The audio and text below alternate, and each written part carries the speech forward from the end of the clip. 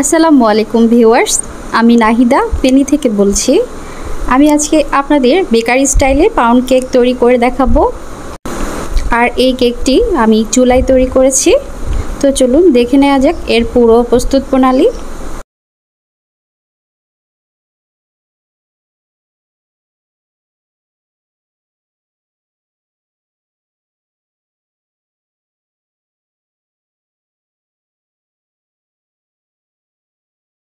প্রথমে আমি 190 গ্রাম ময়দা চেলে নিচ্ছি।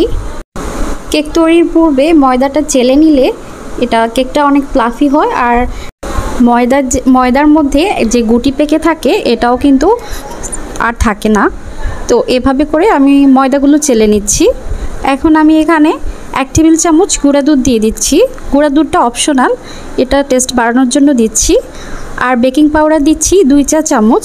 এগুলো আমি একটু চেলে দিচ্ছি কারণ অনেক সময় গুটি পেকে থাকে। 1 চিমটি লবণ দিয়ে দিচ্ছি এবং সবগুলো উপকরণ আমি ভালোভাবে মিক্স করে একপাশে রেখে দিচ্ছি। 4টা মাঝারি সাইজের রুম টেম্পারেচারে থাকা ডিম নিয়ে নিচ্ছি। এখানে 200 গ্রাম ডিম আছে। আমি এগুলো একটু বিট করে নিচ্ছি। হলুদ অংশটা সাদা অংশের সাথে ভালোভাবে মিক্স করে নিচ্ছি মিডিয়াম স্পিডে।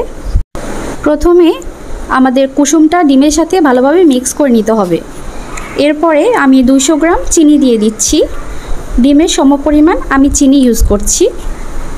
চিনিটা আমি কয়েকটা ব্যাচে ঢালবো, মানে কয়েকটা ব্যাচে আমি একটু একটু করে দেব আর মিক্স করে নেব।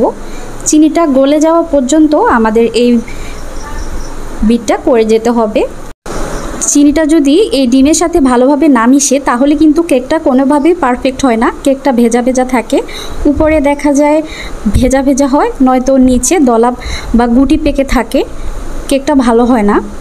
তাই চিনিটা মিশে যাওয়া অত্যন্ত জরুরি। তো আমি চিনিটা মিক্স করেও এটা সাদা হয়ে যাওয়া পর্যন্ত আমি অপেক্ষা করেছি। মানে ফোমটা এটা মানে দ্বিগুণ হয়ে গেছে, আপনারা দেখতেই পাচ্ছেন, এবং কালারটাও চেঞ্জ করেছি। এই পর্যায়ে আমি এটার বিট বন্ধ করে দিয়েছি এবং এতে আমি তেল দিয়ে দিচ্ছি। আমি এখানে 1 কাপ তেল ইউজ করছি এবং একটু ভ্যানিলা এসেন্স দিয়ে দিচ্ছি। এটা ভ্যানিলা এসেন্স না, ব্যানানা এসেন্স, কলার গ্রান হবে। তো আপনারা এখানে ভ্যানিলা এসেন্সটাও ইউজ করতে পারেন। তো এগুলো আমি 30 সেকেন্ড বিট করে নিয়েছি। 30 সেকেন্ডের বেশি কিন্তু বিট করা যাবে না। এখন আমি অল্প অল্প করে শুকনো উপকরণগুলো দেব এবং মিক্স করে নেব একটা হ্যান্ড হুইস্কের সাহায্যে। শুকনো উপকরণগুলো কয়েকটা ব্যাচে অ্যাড করতে হবে, নয়তো দেখা যাবে এগুলো মিক্স হয়নি ভালোভাবে। আর এটা কোনোভাবে ওভার মিক্স করা যাবে না। এক পাশ থেকে ঘুরিয়ে ঘুরিয়ে এক পাশ থেকেই এটা মিক্স করতে হবে। দোনো পাশ থেকে সমানভাবে ঘুরিয়ে কিন্তু এটা মিক্স করা যাবে না। দোনো পাশ থেকে যদি মিক্স করা হয় তাহলে দেখা যায় যে এটা ফোমটা নষ্ট হয়ে যায়। তো আমার এটা মিক্স করা হয়ে গেছে। এখন শুধু স্প্যাচুলার সাহায্যে যেগুলো উপরে লেগেছিল সেগুলো একটু মিক্স করে নিয়েছি। এখন আমি একটা 8 ইঞ্চি মোল্ডের মধ্যে আমি এই বেকিং মানে কেকের ব্যাটারটা নিয়ে নিচ্ছি। সম্পূর্ণটাই আমি দিয়ে দিচ্ছি। কেকটা চুলায় করলে এভাবে চিলেও কোনো লাভ হবে না, এটা ফাটবে না। আমি এটা চুলায় প্রায় 60 মিনিটের মতো আমি এটা বেক করেছি। আপনারা যদি এটা ওভেনে করেন তাহলে এটা 180 ডিগ্রি সেলসিয়াসে 60 মিনিট বা 1 ঘন্টা আপনারা এটা বেক করে নেবেন, মাঝের তাকে রেখে উপর এবং নিচের হিট অন করে। তো আমার প্রায় 60 মিনিট পর আমি এটা চেক করছি। মাঝখান দিয়ে অনেক সময় কাঁচা থেকে যায়, তাই মাঝখানটা ভালোভাবে কাঠি দিয়ে চেক করতে হবে। এটা অনেকেরই সমস্যা হয়, মাঝখান দিয়ে মনে হয় হয়ে গেছে কিন্তু পরে দেখা যায় যে এটা বসে যায়, এটা হয়নি।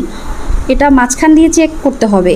পাশে দিয়ে চেক করলে অনেক সময় হয়ে যায় কিন্তু মাঝখানটা কাঁচা থেকে যায় চুলাই করলে, এটা মাথায় রাখতে হবে।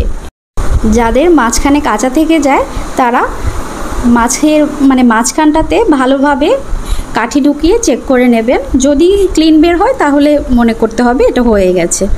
তো কেকটা মোটামুটি কালার এসেছে। পাউন্ড কেকের উপরেরটা ভালোভাবে কালার আসেনি।